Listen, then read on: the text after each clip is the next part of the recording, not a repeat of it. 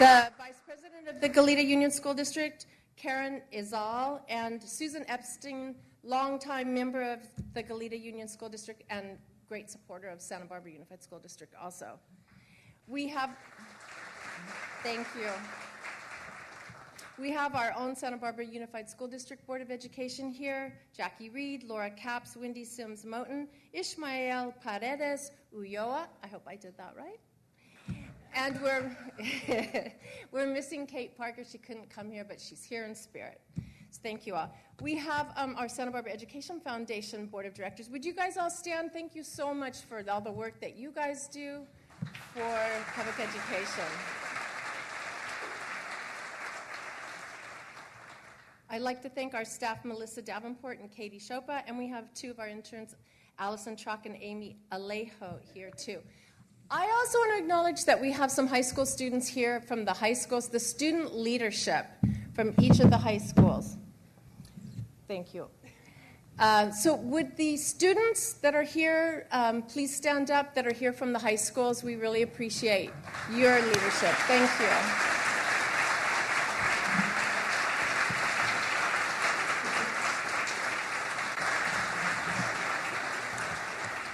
So for those of you who aren't familiar with Santa Barbara Education Foundation, we were established in 1985. A group of concerned parents and community members got together to form an organization to help support the schools in times of declining revenues.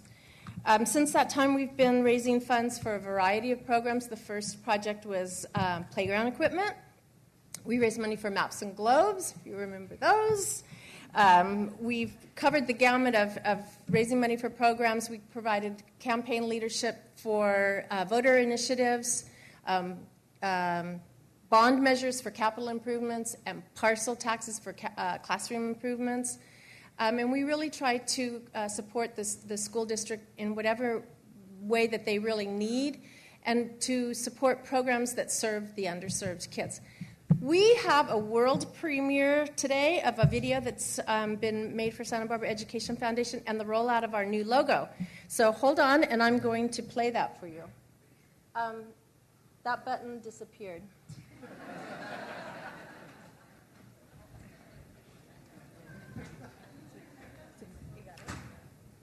Oh, there. There we go. Thank you.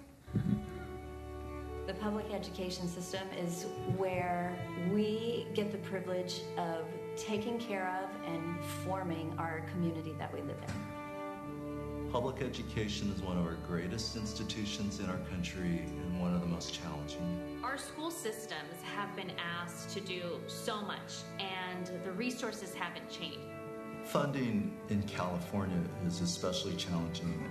We rank about 48th in the nation in terms of funding per student.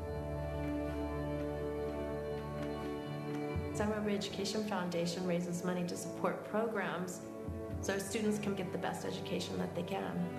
The brilliance of Santa Barbara Education Foundation is that they come to the school district and say, what are you missing?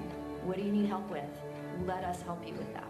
They're at the table with the school district to identify where the gaps are, and that's what makes them unique. They're not the largest foundation, but I think they have the most leverage to help us change. Without Santa Barbara Education Foundation, a lot of services wouldn't be able to be provided to the students. I go to Monroe and I play the tenor saxophone. It just expresses your feelings. I think I'm gonna play violin for the rest of my life. These kids come to us so vulnerable, and we get a chance to love them and care for them and watch them grow. I was really struggling, rarely went to class. I don't think I would graduate without the academy. I don't think I would have gotten past my freshman year. It's one thing to have people telling you that you're good enough, but it's another thing to realize it. It was good to see it in myself, but it's also really amazing to see it as a mentor in my students. Teaching them life skills, because I think a lot of kids are still struggling with their own identity at that age. And my goal is to reach the younger ones so as they get older, they understand how to deal with stress a lot better. As a community, it's our responsibility to educate the young people. A true believer, the greatest gift you can give a child is your time. It's an opportunity to take our brightest minds and our biggest hearts and see what they can do.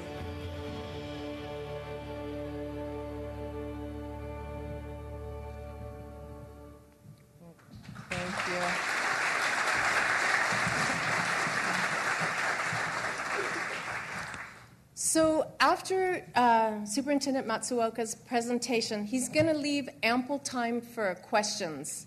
So form your questions as you're listening to his presentation, and then we will answer as many questions as we have time for.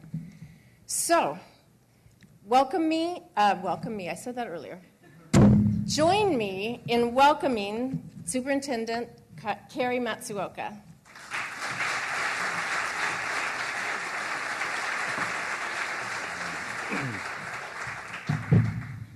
All right, good morning, Santa Barbara. How are you?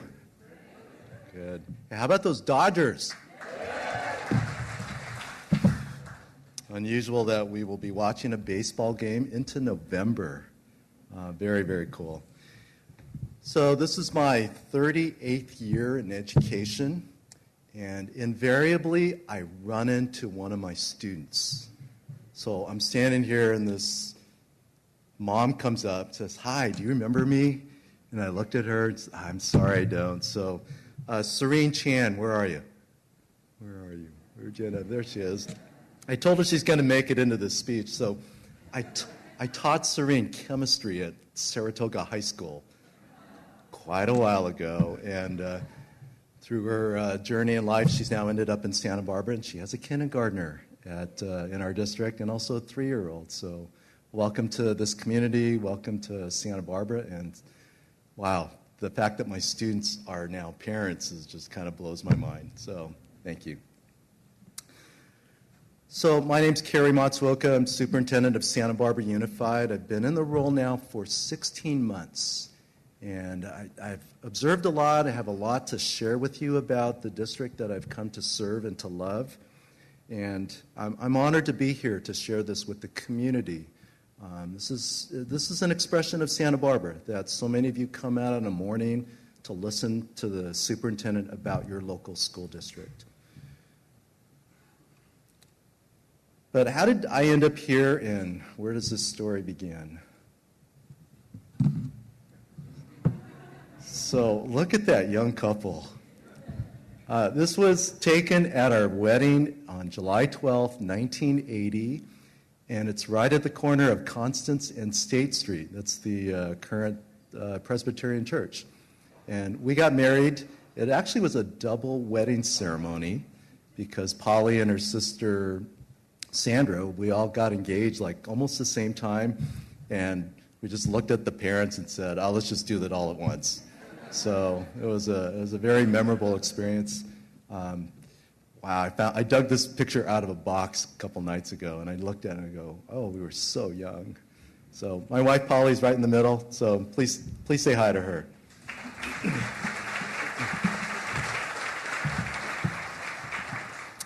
Polly and I met at UC Davis, and we got married, and we have 3 sons who are grown and married and really thriving in life. They're scattered all over the country. We have one in Brooklyn, one in LA, and one in the Bay Area. And it's just been a delight to be parents and to raise great guys. Just by way of background, we have lived in Napa, San Jose, Santa Cruz, and now Santa Barbara.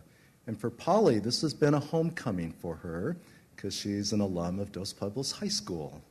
So, yay, DP. There's a few DP alums. Oh, Principal Woodard, yeah, there we go. During my teaching years, I taught chemistry and computer science, mostly at Saratoga High School, which is just a really amazing place up in the Bay Area. I was principal of Cupertino High School in the shadow of Apple Computer. And then I spent the last 10 years in that part of the world as superintendent of 2 different school districts. First, Los Gatos Saratoga High School District, which has really prepared me for the college-bound, high-performing student. And then Milpitas Unified, which is a community of immigrants, of people trying to make sense of life in America and how do you learn English and all those challenges. And that all mixed together. I had no idea I would end up in Santa Barbara, but what great preparation to lead this district. We were enjoying life in the Bay Area, but our instincts said that we should get closer to our parents. My father-in-law, Roger Milliken, still lives in Santa Barbara. He was a professor of chemistry at UCSB. Anybody have Dr. Milliken? Yeah, usually run into somebody out there. And then my mom is still in Torrance, which is where I grew up. So I applied about, a year and a half ago. The board then selected me as superintendent, and it's been a delight to be here. I'll begin my comments about our district with some really important words. Public education is more important than ever. It really is. Our political divide in this country is sharp, and it feels like it's growing wider, not back together.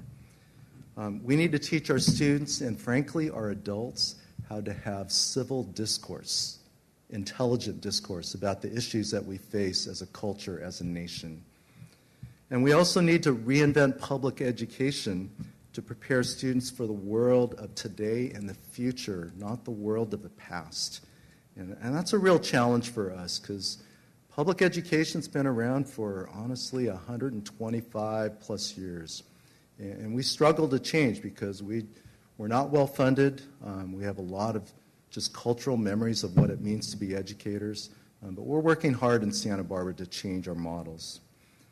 More than ever, we need to prepare the next generation of students to be responsible members of society. The future of our democracy and our economy is at stake. So as a newcomer to Santa Barbara, I now have some observations that I'd love to share with you and just really some appreciations. We're headed into Thanksgiving. This is November 1, folks. Like, how did that happen? It's fall. And I love Thanksgiving because it's a time where we just get to slow down and just appreciate what we have. So we do have challenges, but we have much to be thankful for.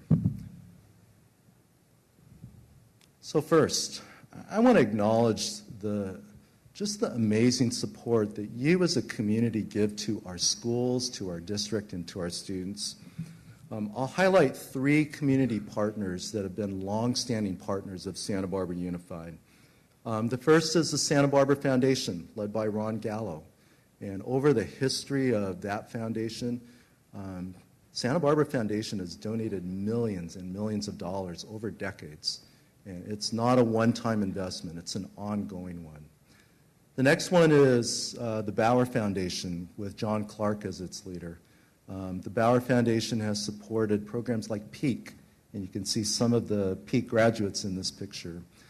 Work around equity, work around student mental health. And then Margie Yayavi with the Santa Barbara Ed Foundation. I've worked around a lot of foundations, and my appreciation for this foundation is how closely they partner with us, with the school district. They listen, they ask questions, they really want to pay attention to what are the current issues, and I appreciate that partnership right now. You know, school district, it's really an expression of the core values of a community. And in my job, I feel that every day. What does our community want, but also what does our community support? And the financial support that we receive from not just these 3 foundations, but just hundreds of people, hundreds of organizations, tells me a lot about what Santa Barbara is all about. Second observation, I've worked in one of I would say, the wealthiest places in the world, Silicon Valley. But the giving in Santa Barbara is second to none.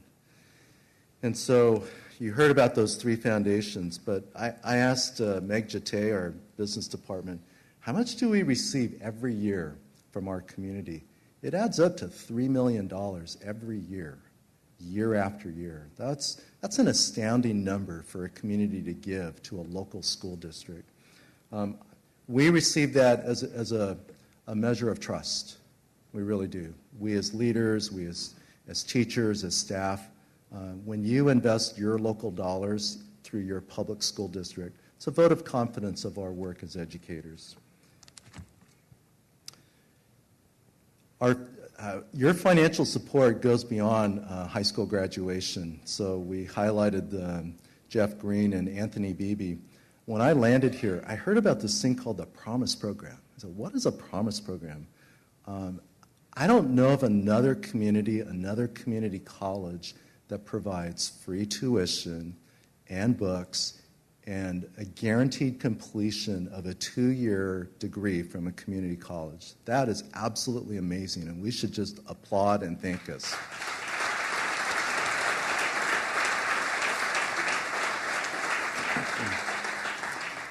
We all know that the cost of college has been rising.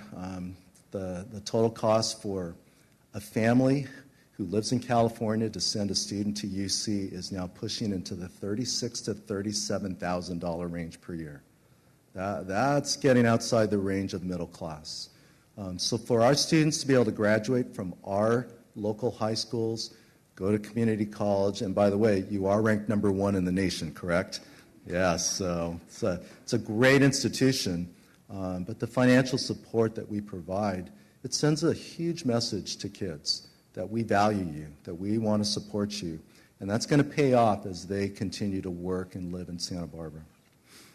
By the way, I had the chance to meet Michael Tobes before he passed away. I was really grateful for that. I'd heard a lot about him, and he came to a meeting, and we were talking about some facility work. What a gracious man. What a generous man. I believe, is Ann here? Saw her on the list. Well, let's just, in just appreciation of what Michael has represented, I mean, to build the Montecito Bank, the Tobes Group as a development company, but more importantly, the legacy of philanthropy that he's left through his organizations. I mean, yes, they're businesses, but more importantly, they're part of the fabric of Santa Barbara. So we appreciate Michael. Let's just, in memory of him, let's just give him a round of applause.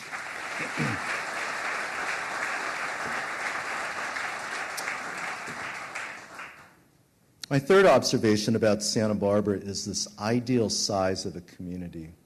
So I lived and worked in the Bay Area, which is a huge space. It's 7 counties. It's really it's such a vibrant part of the state and the world. But wow, trying to wrap your head around one issue and solve it was impossible. It's so big. And when I landed in Santa Barbara, as I got to know community leaders, the size of this place, and also how well networked people are, I realized Santa Barbara is big enough to solve an issue and also small enough to solve an issue. So let me give you an example of something that we faced last spring. We were observing a rise in suicide attempts in our schools, especially our high schools. And after only a couple weeks, we realized we were in the midst of what was called a suicide cluster. And it was hitting the public, it was hitting the news very quietly. Carpinteria High School was also part of that cluster. So 2 districts came together really quickly. We assembled a group of partners. A lot of that was the Santa Barbara County, let me read this, Department of Behavioral Wellness. They contributed a lot of staff time. But more importantly, the funders recognized that we were weathering a crisis. And boy, a team of donors came together and helped us build an action team that mobilized in weeks. And boy, speed is of the essence when you're dealing with the suicide contagion. And I believe that effort saved lives last spring. And so it was the Santa Barbara Foundation Roundtable that came together as a group of funders and donors. I was amazed at how fast people moved. And it tells me about Santa Barbara that you recognize when resources are needed and when to step in. That is such a gift to us as a school district and ultimately to our students who need that support.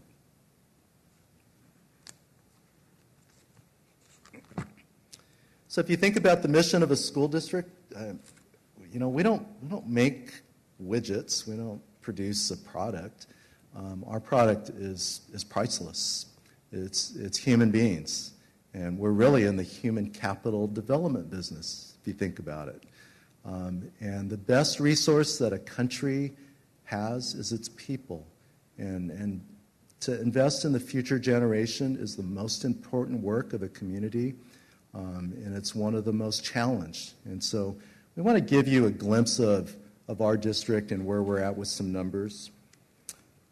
There's a part of our district that should never change, the part of raising young people who are kind, who are generous, who are happy, who are well prepared for life and relationships.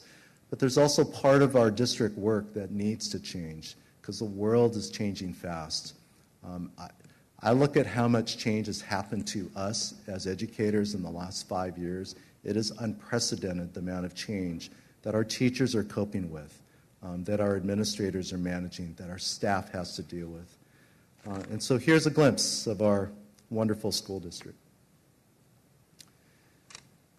So we have, there's the mission statement. I'm just going to pause and let you read that.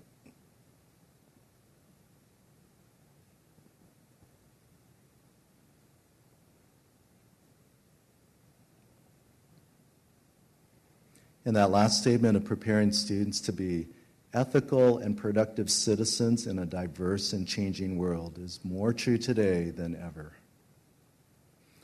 So Santa Barbara Unified at a glance. We have 15,000 students, and what I have come to learn is we're more of a secondary district than an elementary district. We are K-12, but we have 9,500 students in grades 7 through 12, and then 5,500 in K through 6. Our demographics, we're a Latino-dominant district. We're 60% Latino, 34% white, 3% Asian, 1% African American, and 2% other. And when people visit Santa Barbara, they probably don't realize that this is a Latino heavy school district, and something for us to appreciate and recognize.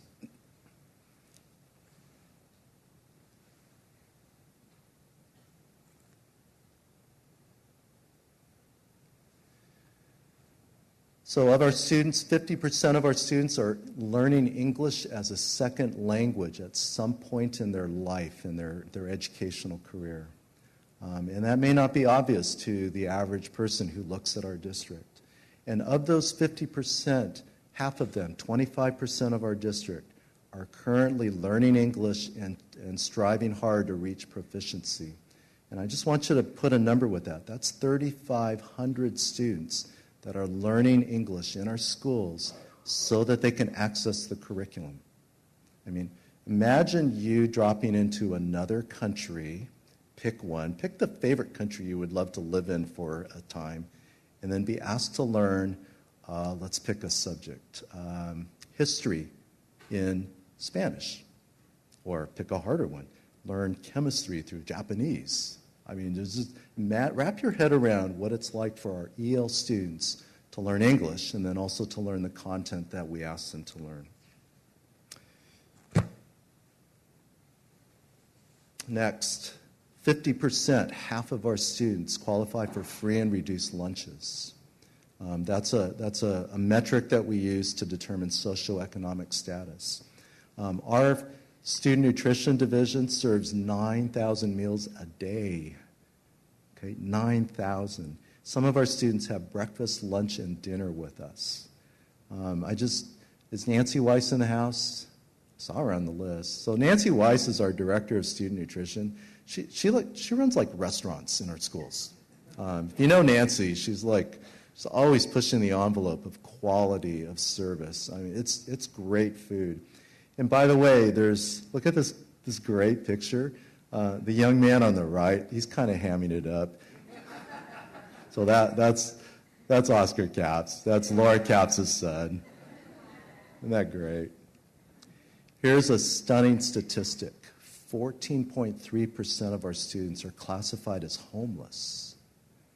When I heard that number about a couple months ago, I did not believe it. Now, let me define homelessness. It doesn't mean necessarily living on the street, but we have a technical definition in the Department of Education that you're living in a hotel or motel, or you're living, in a car, but the biggest challenge is multiple families living under one roof. And we're not talking about a 5-bedroom home. We're talking about a 1-bedroom apartment in the west side of Santa Barbara or east side. We have an incredible challenge with homelessness. And I also learned that Santa Barbara County has the highest rate of homelessness of the 58 counties in the state. Now, for those of us that, we wake up, we look out at the mountains, we look at the beautiful ocean, I think we view Santa Barbara as this idyllic, perfect place. Well, for a lot of our students, this is not perfect. In fact, they have to work hard every day to get to school, to survive economically. And I want you to realize that's who comes to our classrooms. Students who are learning English, students who are dealing with housing challenges, and now you overlay the immigration challenges that some of our families face. It's quite a place. And then lastly, employees. We have almost 1,600 employees. We have almost 800 certificated staff, that's our teachers. We have 715 classified support staff and about 76 management leader staff. So how are we doing on finances? Here's a really quick big picture. Our district budget this year is $161 million. That's a big resource, but we also serve 15,000 students. Last year when I landed here, we needed to resolve a budget shortfall of $2.5 million, and we did that with some hard work, but we also did it without reducing any program and any staffing. We just tightened our belts and got through that. We have now shifted to what's called a local community-funded school district. And for those of you that have heard the term basic aid school district, that's what we have become this year. We're going to kind of be on the edge of that funding model for the next few years, and then in the long-term future, we will be a community-funded district. All of our partner districts that send us their rising 7th graders, that's Goleta, Hope, Montecito, and Cold Spring, are all community-funded districts. And I believe City College is, I'm looking for head nods. No. Oh, you're not basic aid. You wish you were basic aid. Yes. The pie chart, I'll summarize it really simply. We spend 87% of our dollars on teaching and supporting students. And then we have, 11% is general operations. So it's really not that much of the budget. And then 6% is general administration. So that's actually a very consistent number across public school districts. School districts usually spend between 80 to 85% of their dollars on the core instruction and work of supporting student learning.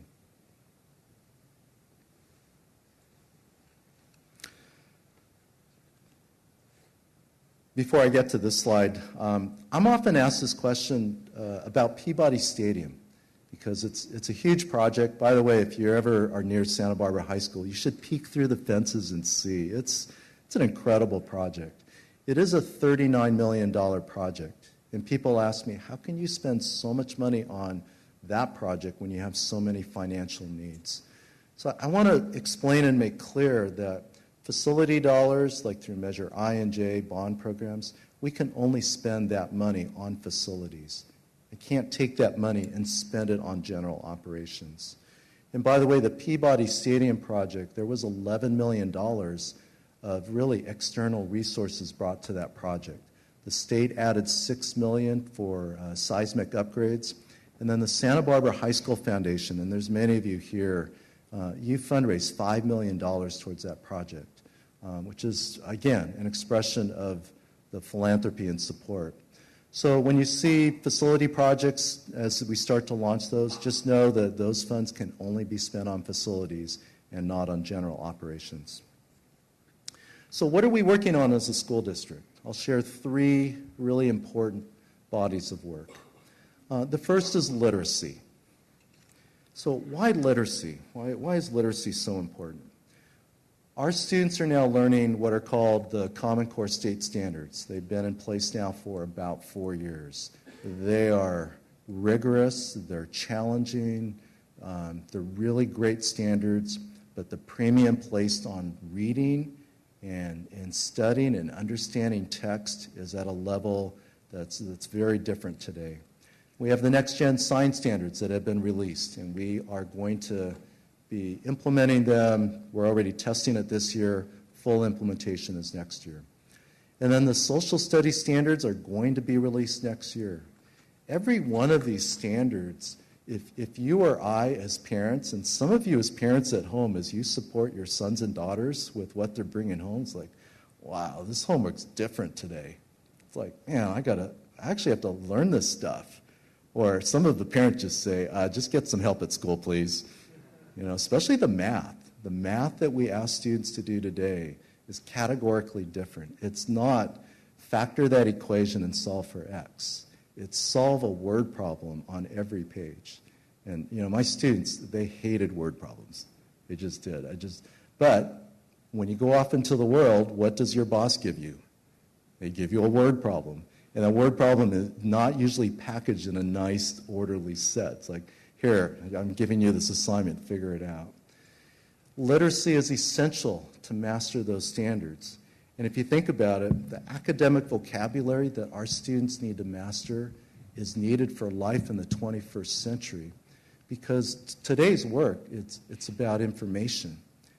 It's about technology. It's about navigating sources of info that you have to make sense of. And so the demand for literacy is higher than ever. So we need to address the needs of our English language learners. It's been brought to my attention about the needs of students with dyslexia. And there are more than a few students who struggle with that. In fact, in this room, statistically, there's probably about 25 of you that have wrestled with dyslexia at some point in your lifetime. I would argue that literacy is the gateway for every student to be a successful thinker, reader, literate person, and citizen in this global economy. So next, we have a technology implementation that is really, it's amazing. It's fun to walk into classrooms and to see this.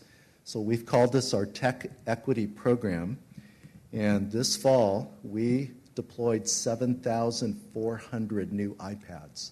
That's like half of our school district. And we now have a total of 15,000 devices deployed. So we're virtually at a 1-to-1 ratio. Now, why is that so important today?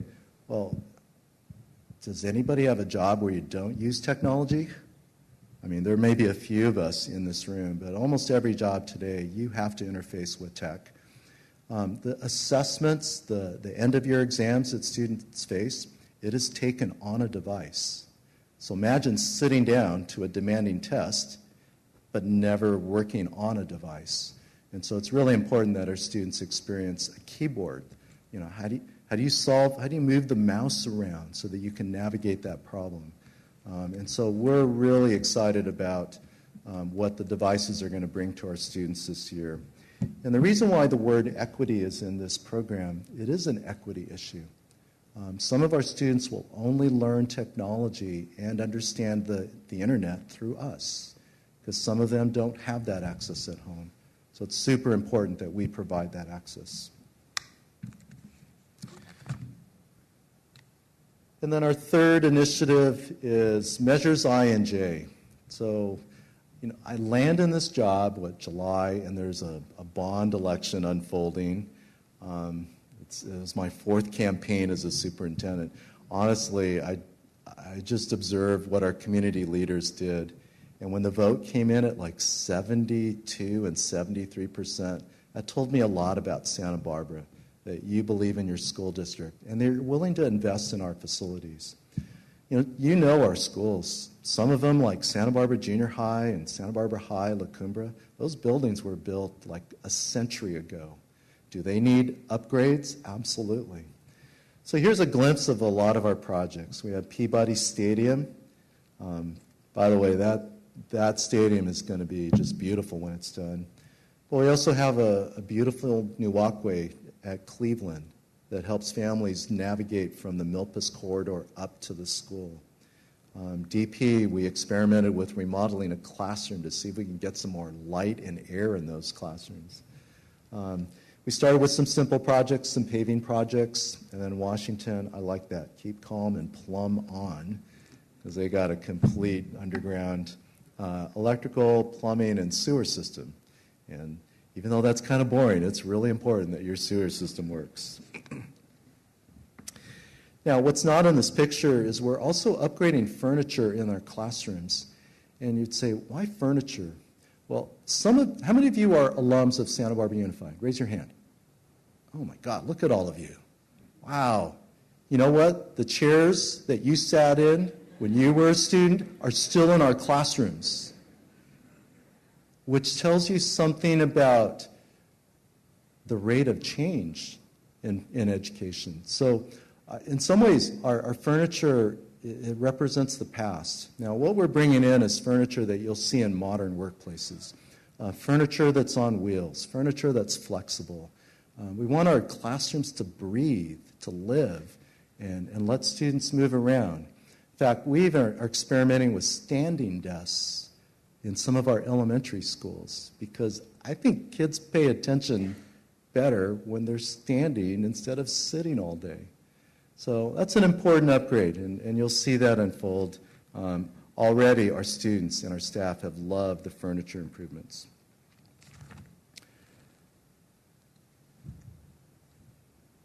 So I'll close this speech with a glimpse of the future.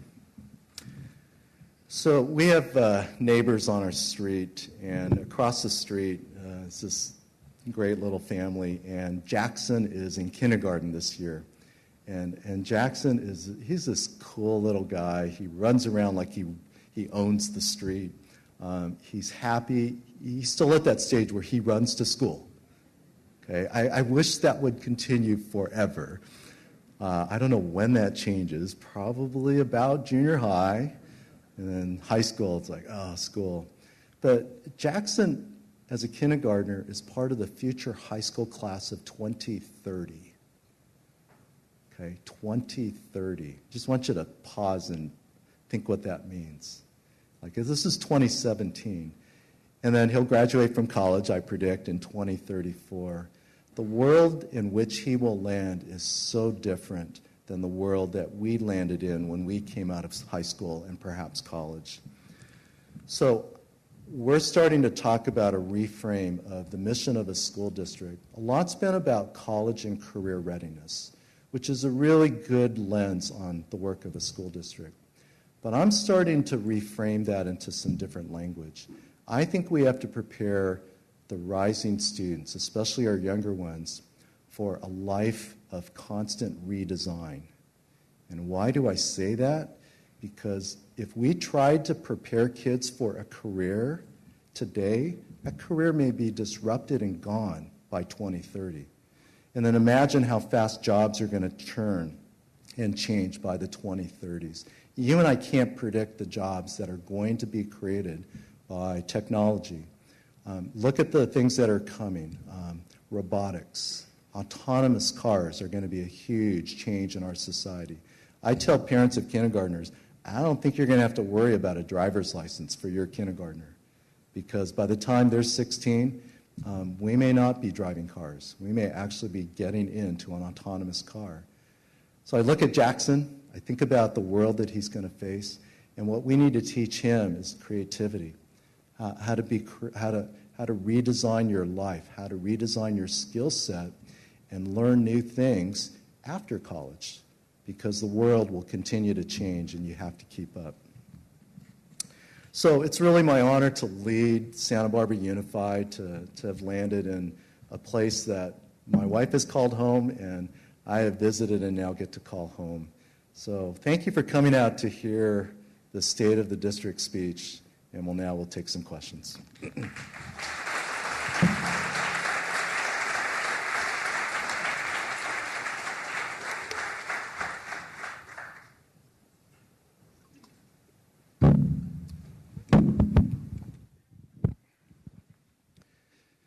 Yes, question.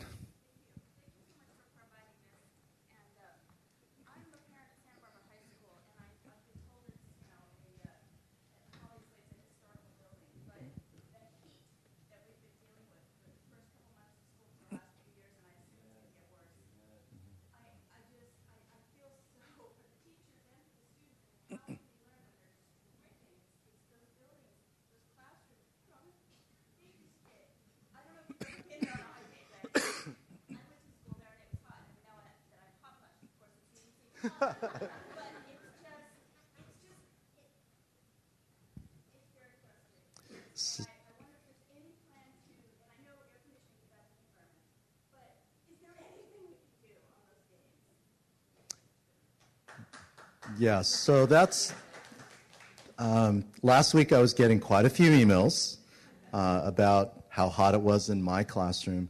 I heard about the heat wave of, what was it, 2015, 16? I just heard that fall was just really hard and miserable.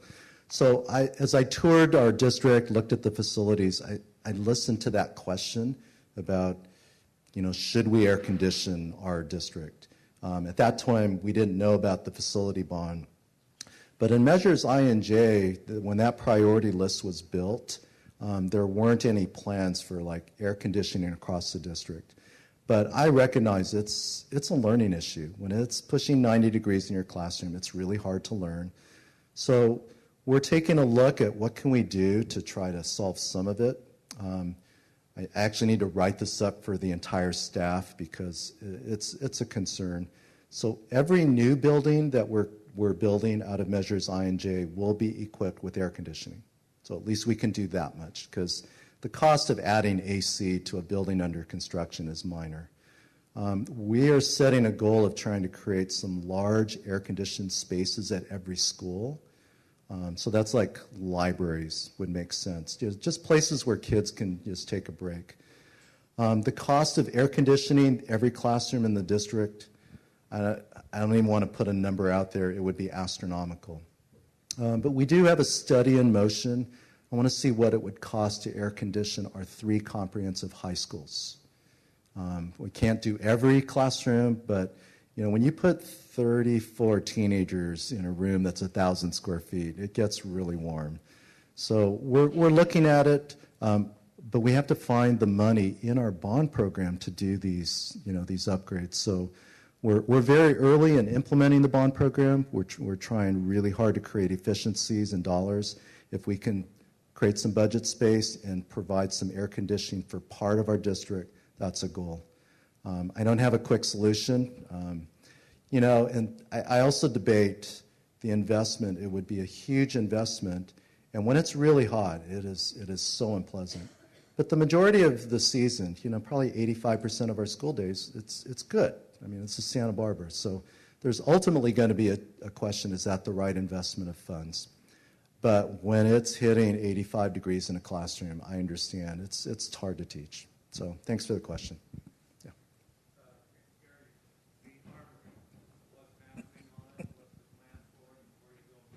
Good question. The Armory property was a project in Measure I. We are dealing with the Department of General Services in the state of California and also the National Guard. We're still, I would say, pre-escrow on the purchase of the property. There is no other buyer that the state is entertaining. There's some environmental cleanup that the military needs to do. But we're headed towards, we're hoping to be in escrow probably in about 2 to 3 months. As far as programming for that, I heard a lot of ideas when I came into the district. Career technical ed was high on the list. We probably could use an outdoor field that would be shared by the high school and the junior high. And then Dr. Beebe and I have had some conversations about some joint facility programming that would serve their wishes and goals as well as ours. I think career technical ed seems to be rising to the top of at least the conversation. So it's in process. I hope that in the next 9 months we close escrow and then we can start developing it.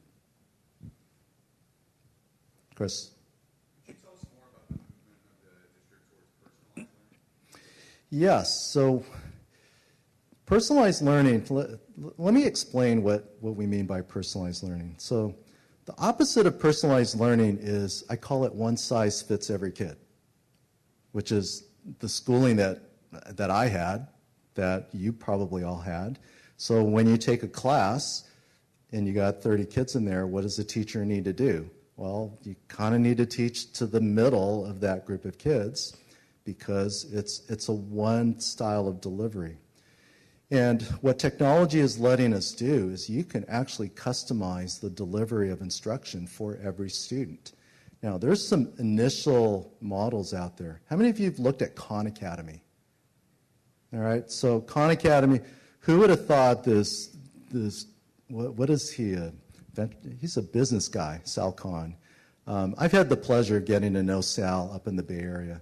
His website has got almost every content area, and you can learn it at your pace, at your level of interest. We need to do that for students, and that's what personalized learning is. It takes technology to deliver it, and we are starting some of our initial work at La Cumbre and La Cuesta High School with a personalized learning model. One of the biggest shifts that I've seen with personalized learning is it puts the student more in the driver's seat for their learning. And at first they kind of fight it because they say, would you just tell me what to do? And then they'll just complain about it all day. Instead, we really ask them, no, you need to own your learning. It takes about 4 to 6 weeks. You walk into a classroom, kids are completely engaged. They are figuring out what they need to get done. And we have stories now when the teacher's gone and there's a sub, the kids are on it. They are still focused on their work. Now, if you think about personalization of our lives, I mean, there are so many parts of our lives that have become personalized where you get choice. A lot of our students don't have a lot of choice when they sit in a classroom. So personalization is about student choice, it's about student engagement, and it's about a student finding a pathway to learning that fits their learning style, their pace, their needs. And so it's really cutting-edge work. I'm excited about what's emerging in our district. You'll see more of that in the next years. All right, let's move up. Yes?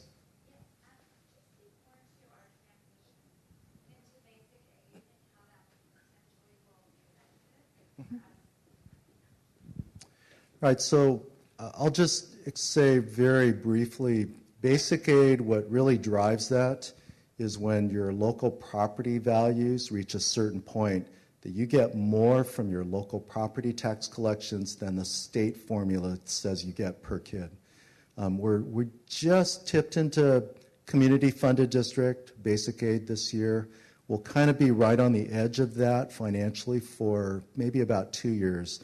And then when we get into the 2020s, it looks like we're going to be solid community-funded district. Now, what are the advantages of that? The decisions made in Sacramento by the governor and state assembly as far as school finance will not affect us nearly as much as they do today. And that's really helpful for planning. Like every year, I've had to wait on decisions by the governor and the legislature about how much money you're going to give us for next year. Now, we will look at the local assessed valuation numbers, and we can predict, at least probably 2 years out, what our income's going to be. Bottom line is we will get more per student as a community-funded district than what's called a local control funding district. So more dollars per student. I mean, that helps us as a district. We're not going to be like rolling in dough. We're not going to be like some of our partner districts in our area, I won't mention names, have just tremendous resources per student. But being a community-funded district is a financial advantage.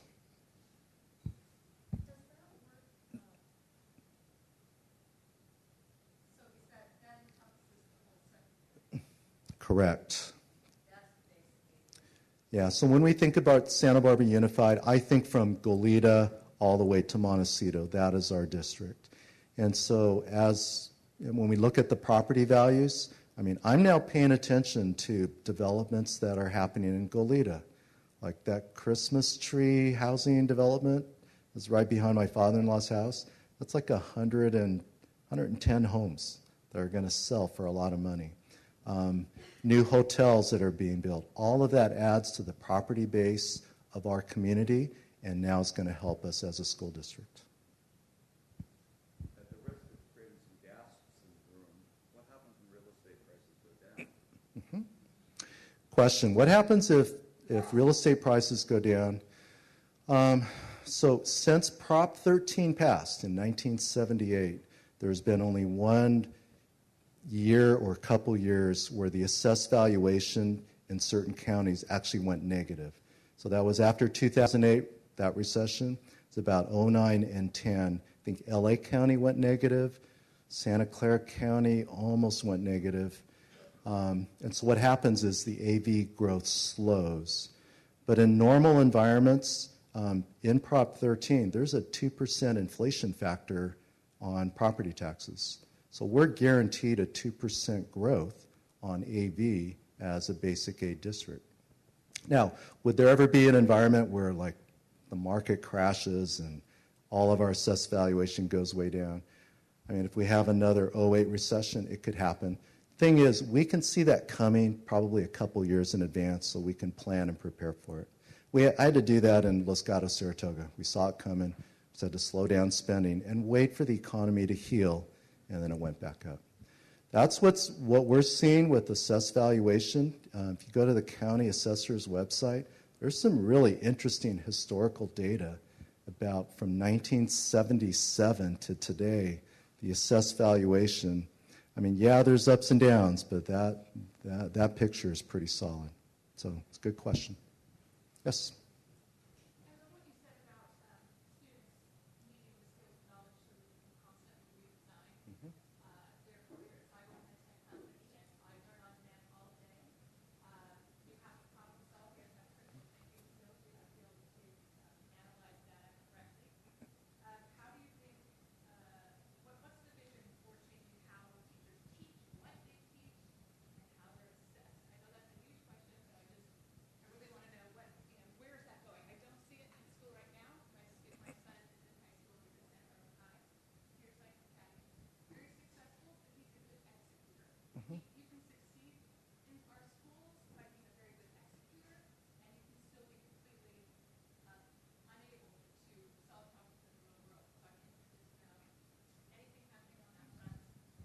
Sure, give me 10 years.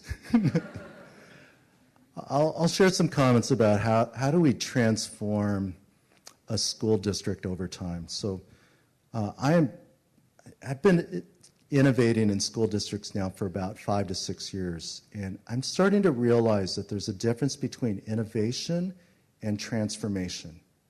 Innovation is sort of like a one-time, you can do it in a year and you've innovated a model. What is really different is how do you transform an entire district, an entire school. I will say this, we have to invite our teachers to be the co-designers of those models. All right, there's guaranteed failure is if I send out a mandate that says, okay, we're all going there, or you have to do this, or I expect you to change. That's not respecting the professionalism and the expertise of our teachers, but we also have to invite them to the future. And so we're doing that. We're not letting them just sit with an old model. But remember, all of us were students in a 20th century model. So how do you change to something that you never experienced? And so we, as the leaders, we have to create learning environments for our adults that's not teacher-centered, that's not, stand and deliver. It's really challenging for us. But, and I'll tell you what's helped me as a leader is to apply design thinking as a field to this really hard problem of transforming classroom schools in a school district.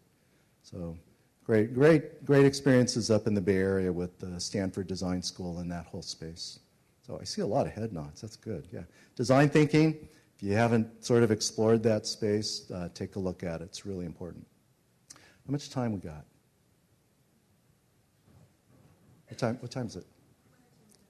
1 or 2 more minutes. 2 more questions. Yes?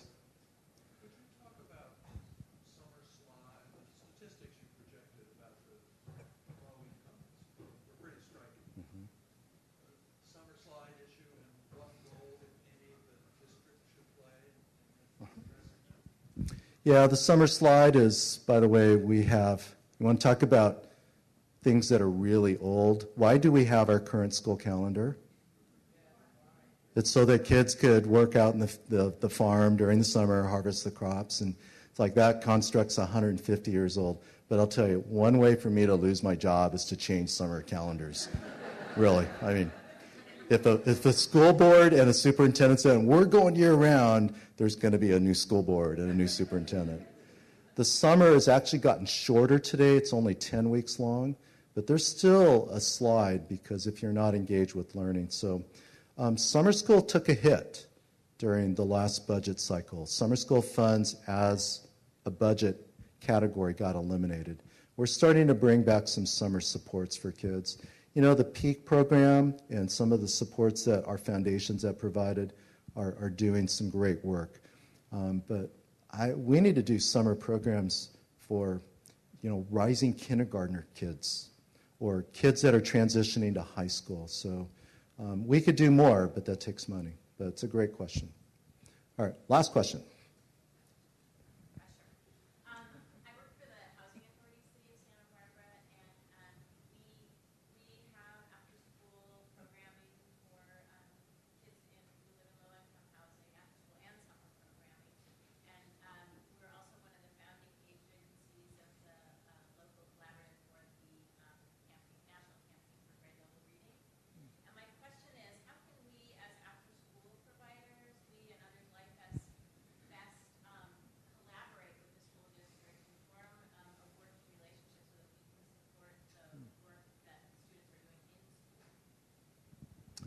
Why don't you get in touch with me, and then just, at least so that I have some information and context. And then there is a place for adult volunteers to help with literacy. I think there's a place for all of our community partners to support us.